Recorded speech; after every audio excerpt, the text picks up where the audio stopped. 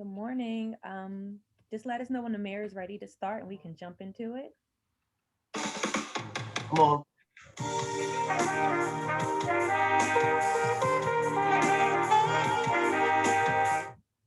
Good morning, Mayor Kenney. Welcome. Morning. Good morning, good morning, good morning. Thank you for being here. Good. My name is Felicia Harris Williams, and I'm the marketing partner with African American Chamber of Commerce, and I help them curate their programming during the year. We're excited to have you. Just a few housekeeping rules for everyone joining us today. Welcome. And if you have any questions, please drop them in the chat. The mayor's time is very limited today, so we did receive all of the questions that were submitted during your registration, and they will be asked by Regina during today's influencers breakfast. So without further ado, Regina. Good morning, and thank you all for joining us. Good morning and welcome to our second installment of Reimagine, Reset, and Reinvest for a Sustainable Future Empowerment series. Thank you to our board, our members, my dedicated team. We have our Commerce Director, Michael Rashid, this morning. And thank you to our very special guest, Mayor Jim Kenney. This series was born out of a listening tour I embarked upon early in my role as president and CEO, in which I heard directly from you, our members. How do you know? You told me that you wanted to have our city's top leaders come to AACC and provide updates and information that directly affect your business. And so this morning, we bring to you this series.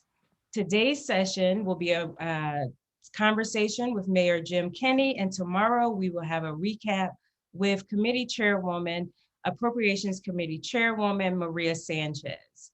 We have a lot to cover today, so we're gonna jump right to it. So I'm pleased and honored to bring to you a man who needs no introduction. Welcome and thank you, Mayor Jim Kenney.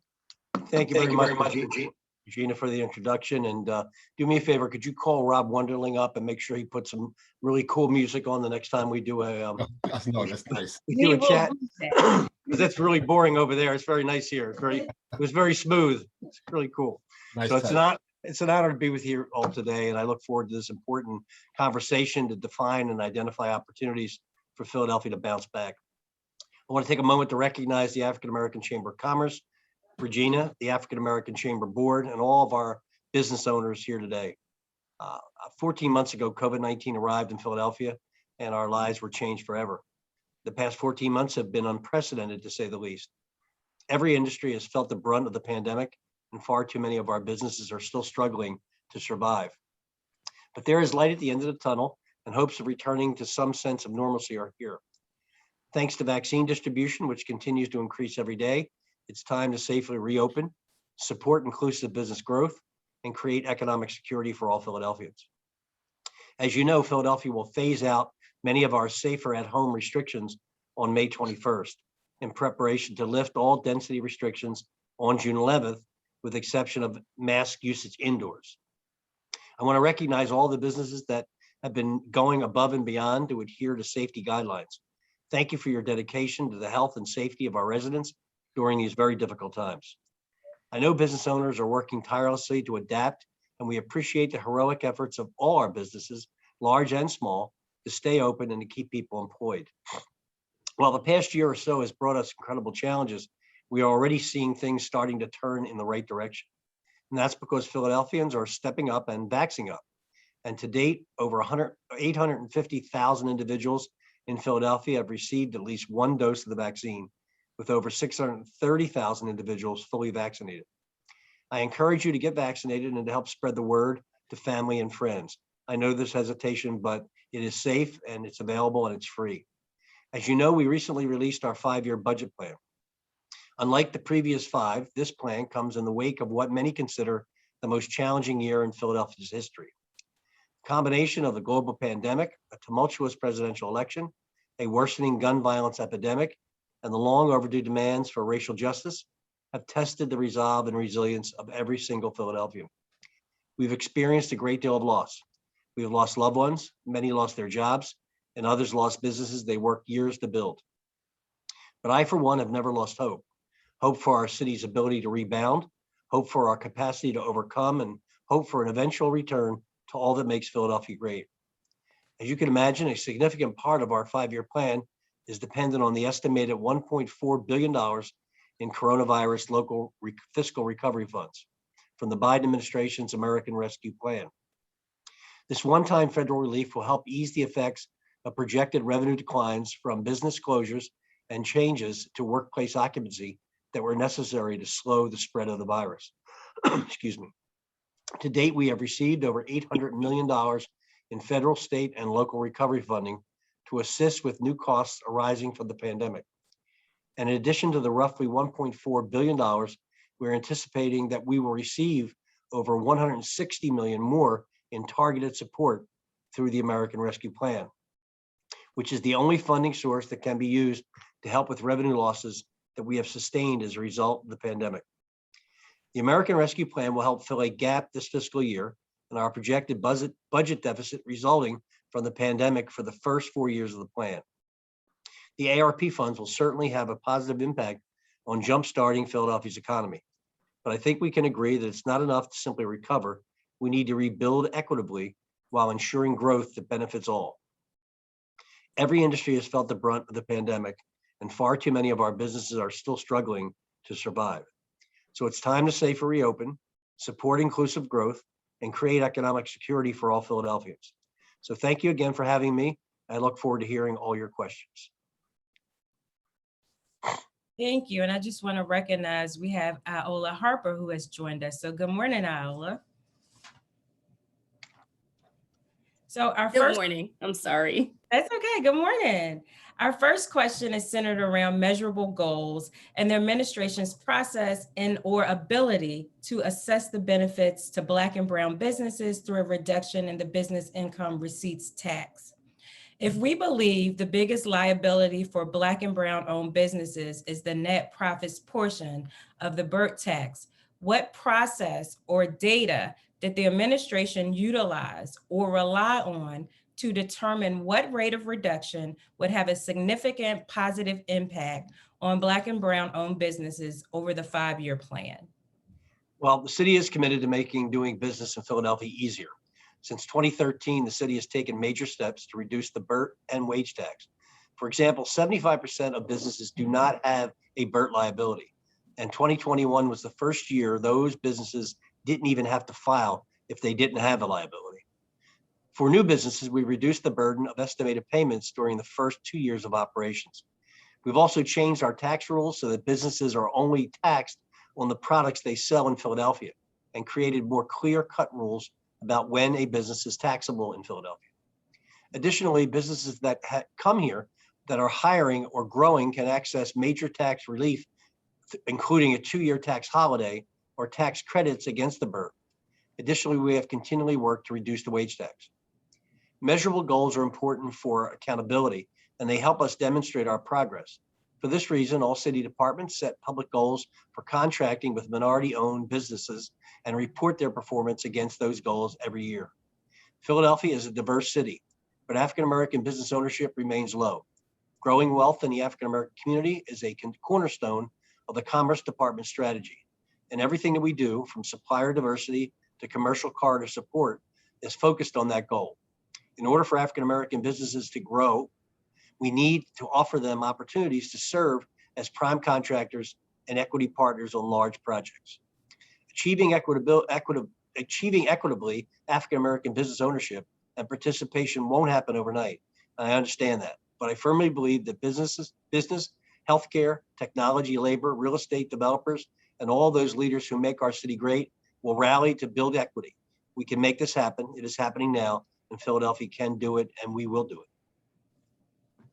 Thank you. Thank you. So just expanding upon that, the reduction of the BERT tax, especially net profits portion, is only one of the many tools that can be used to expand the city's share of Black and Brown owned businesses, which you touched upon briefly. Prior to the COVID-19 pandemic, 2.5% of businesses in Philadelphia were Black owned, while African Americans account for 43% of the population. We know that Black-owned businesses were twice as likely than white-owned business to be shuttered during early months of the pandemic. As a result, what other measurable goals, if any other, have been set to help expand the city's share of Black-owned businesses or assist with existing Black-owned business growth? Well, our FY22 budget represents a balancing of all the needs of our city at a time of increased demands for programs and services. In our FY22 budget, we're proposing to increase the budget of the Department of Commerce by nearly $4 million to help them expand support, especially for small and minority-owned businesses that were disproportionately impacted by the pandemic. We'll also continue to find ways to make it easier to do business with the city by improving operations and helping get more minority businesses certified so they can compete for city and other contracts. We're committed to closing the opportunity gap experienced by minority, immigrant, and women-owned businesses and have disproportionately impacted who have been disproportionately impacted by COVID-19. For instance, we'll increase opportunities for entrepreneurs by engaging minority, women, and disabled-owned businesses in significant business with the city. Investing in technical assistance and capacity building to help businesses grow, and by actively advancing public and private sector procurement reforms. That's great. That's great information. Also, are there any plans to support minority developers and small businesses in the city who are working to renovate affordable multi-unit housing? PHDC is working on opportunities for up and coming Black and brown developers through a minority developer mentorship program. It's designed to aggressively expand contracting opportunities, create sustainable construction jobs, and develop a more inclusive construction workforce through training and hands-on work experience. PHDC will leverage public land and funding to allow minority developers and contractors to obtain contracts for real estate development projects, gain experience and improve their balance sheets. And the minority developer partnering with a more established developer will have equitable ownership while receiving one-on-one business consulting, mentoring, and expanded access to capital. No, and we here at the Chamber, we're working with PIDC as well, and we're working to institute some of those programs as well. So we're all working in tangent to make sure that happens. So that's good to hear. I'm going to change the conversation for a bit and talk about gun violence. Many of our business owners, especially on the corridors, that's something they're very concerned about. What are some initiatives or investments that the city is making to combat gun violence that is different from years past? Well, in 2020, as we all know, Philadelphia lost 402 folks to gun violence, the most gun-related homicides in 30 years. With more than 140 people killed since the start of the year 2021, it's on track to be the worst year on record. Solutions must expand to match the scale of the problem. As a result, a total of $18.7 million of additional funding in FY22 on anti-violence efforts for a total of $35.5 million of investment. Over the life of the FY22 through FY26 5-year plan, there is an additional investment of $70 million. This investment includes things such as $1.3 million to expand proven violence interruption programs like community crisis intervention and group violence intervention. $2 million in the transitional jobs program that I mentioned earlier, $500,000 for expansion of targeted community investment grants for violence prevention programs run by our community partners, and $1.35 million for community improvements, including graffiti cleanup, vacant lot remediation, clean and seal efforts, and improved lighting and visibility in key neighborhoods. Part of the overall problem, and this is stating the obvious, the Philadelphia Police Department has taken off the streets twice as many guns this year so far than they did the same time last year. Twice as many. It's astounding that there's that many guns in circulation. In cities like Boston, in New York City, which their states have strict gun laws, and the ability to get a gun is much more difficult than it is in Pennsylvania, where it's easier to get a gun in Pennsylvania than it is to get a driver's license in Pennsylvania. So the availability of guns for anyone is just astounding. And The other issue, frankly, is a phenomenon that I don't understand because I'm 62 years old and I'm not a tech person. A lot of our young people communicate via social media, and some of the social media, and we track it because we try to get our police between those that are feuding with each other via social media. But I mean, when I was, and again, I'm going back, years ago, when I was a youngster and I had a beef with somebody, or somebody had a beef with me, we wound up in a hand-to-hand kind of, fist fight. Young folks now think nothing of taking out their frustration or their anger with someone else by shooting at them or shooting into a crowd of people. And we witnessed again just yesterday, or day before yesterday, a 6-year-old baby out playing in front of her house, winds up with a bullet in her thigh because two groups of people are feuding with each other and shooting indiscriminately. I think that this solution to this problem, in addition to law enforcement, in addition to education investment and job training and drug treatment and psychological, investment in psychological problems, I think that we need to, as a community, figure out a way where we can deal with each other in a much better way. I don't know what that means. I don't know the specifics of how we fix that, but there's something out there that's been infected by COVID too. I think COVID is another reason why is why this has blown up as well as it has. But I do think, and I'm not hopeful that we'll get stricter gun laws in Pennsylvania or in the United States, but I do think that guns are a major problem. We can't throw up our hands and just say that it's guns is the problem, but we need to continue with that. I think the most important investment is education. I really do believe that we have to continue to invest in getting our young people educated so they have options in life as opposed to what they're choosing.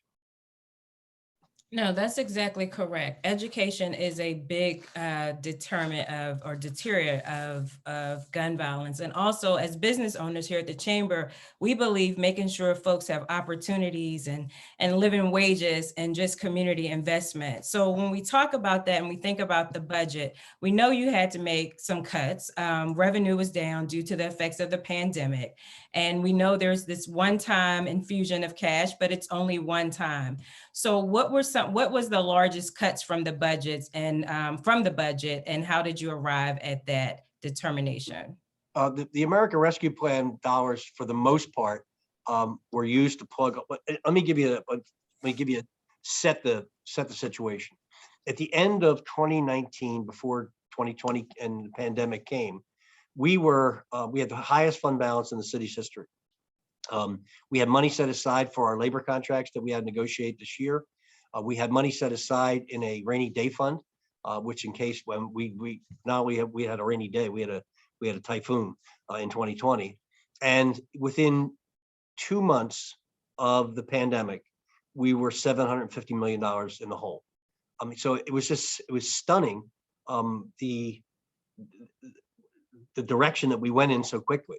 And laying off people and doing things we had to do to cut back on basic city services was really very, very disconcerting and very hurtful.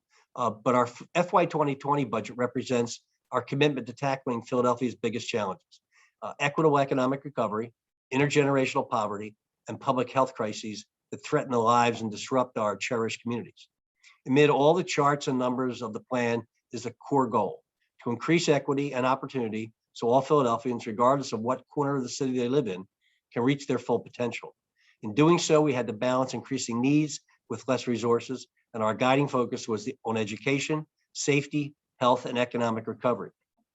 I will tell you, the EITC program, the Earned Income Tax Credit, and the Child Tax Credit, especially the Child Tax Credit, could be a major game changer for poverty in Philadelphia. We estimate that if the Child Tax Credit if everyone could possibly sign up for the Child Tax Credit, and it could be made permanent, there'd be 75,000 people pulled out of poverty, most of them children.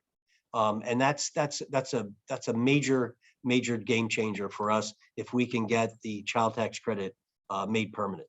And I would urge all of the people listening to get folks. I think today may be the deadline for filing taxes. And what makes the child tax credit difficult is that people need to file a tax return.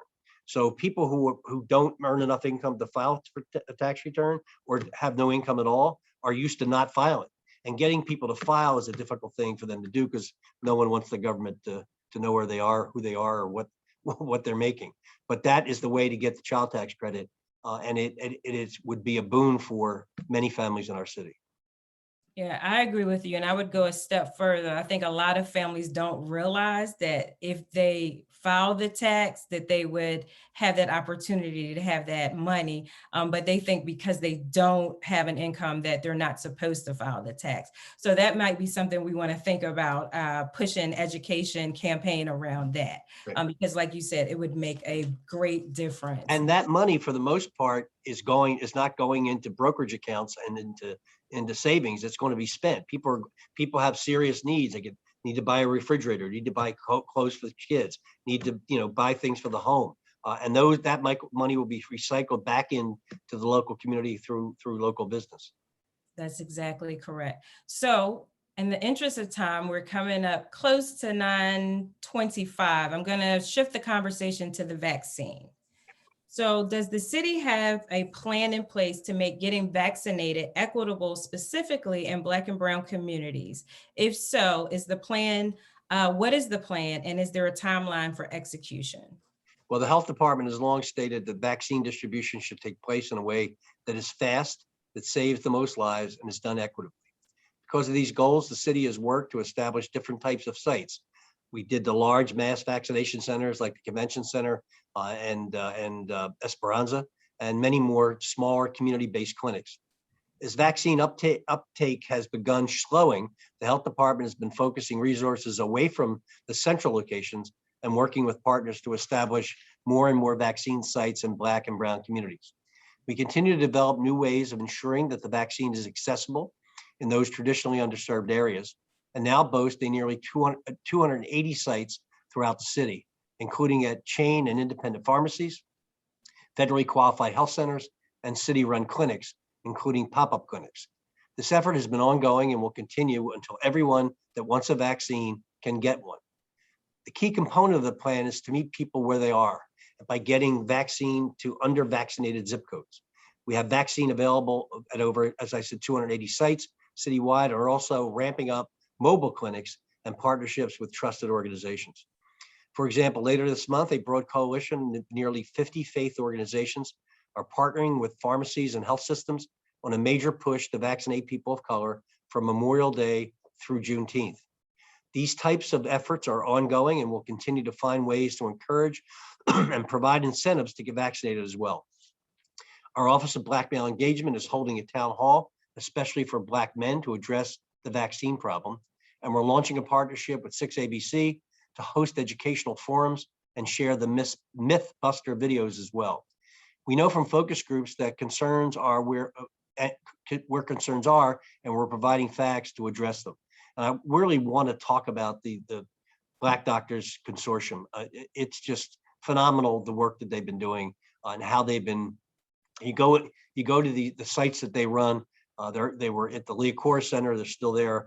Out at the Dell, having a dance party while people are getting vaccinated, and just really showing a level, having people have a level of trust in them, that they are looking out for their health and well-being. And Dr. Stanford and all the volunteers that have been working with this group has just been a terrific help to us, and we thank God we have them. We agree. The Black Doctors Consortium has done an amazing job, and we are thankful to have them in our community. And we hope to see more investment so they can reach more people. The CDC released guidelines the other day that wasn't quite uniformed. And so when you have a small business here in Philadelphia, you hear the CDC's guidelines, the governor released his guidelines, you've released the guidelines. What do you say to the businesses who are bringing employees back and they're wondering, if I've had people working from home and now I'm bringing them back to the office, can we require them to be vaccinated? That's a legal question that I'm not capable of answering in full. But I do believe that, so we can't, for example, our own employees, we don't believe that we can force our own employees to get the vaccine. As a matter of fact, a lot of, we're a little disappointed that so many city employees have decided not to do it.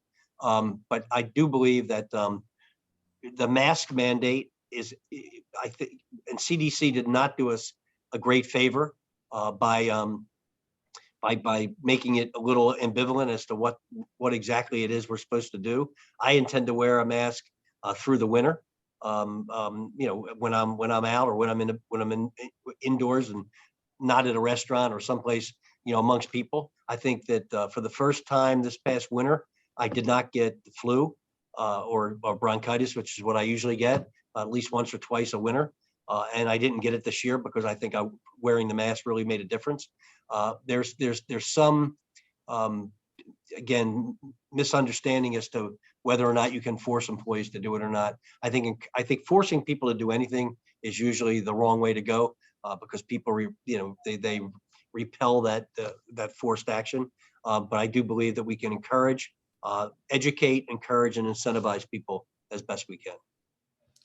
Thank you so much. We are at 9:27. I appreciate the conversation with you today. We appreciate what you're doing for the city, and we are thankful for our partnership with your office. And I want to give Commerce Director Michael Rashid. Would you like to say anything? No, just thank you, Regina, for the great work that the African American Chamber is doing. We're looking forward to working with you and everybody in the African American business community over the next year or two to really spark this thing that we have going here.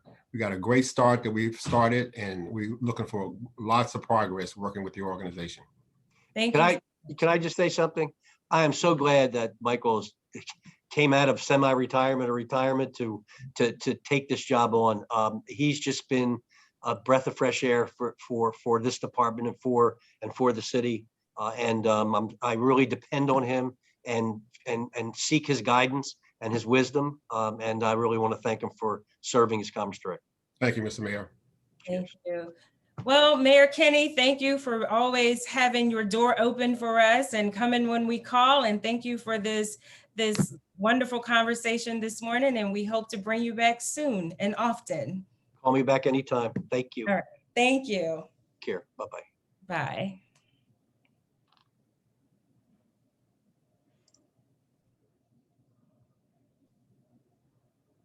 Regina, did you want to introduce Tasha? Yes. So, members, thank you for joining us this morning, and thank you for tuning in and submitting such great questions. We appreciate your feedback. We appreciate your engagement. And this morning, I would like to introduce the African American Chamber of Commerce new program and membership director, Tasha Little. So if there's anything you need or any questions that you may have, Tasha is the person that you would reach out to. If you have a question about your membership, renewal, if there's something you want to see us help you with, she is the person that you should call. She's always available and willing to help. So I'll give Tasha a few minutes to just say good morning and hello, and then I will let you all go and run your businesses for today. Good day, everyone. Thank you so much for joining us today.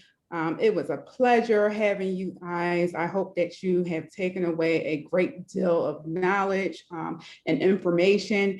If you are interested in learning more about the African American Chamber of Commerce of PA, New Jersey, and Delaware, please contact me at tlittle@aachamber.org, or you can give us a call at 215-751-9501. My extension is 120. I will be sure to actually add it in the chat.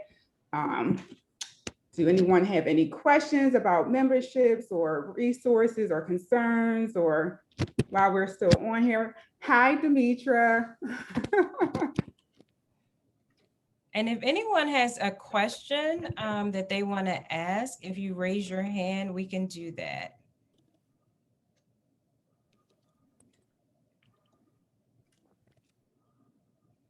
Thank you. Thank you. I'm reading the comments in the chat. Thank you to everyone. Felicia, thank you again for always doing a phenomenal job. And if there's no questions, have an amazing day.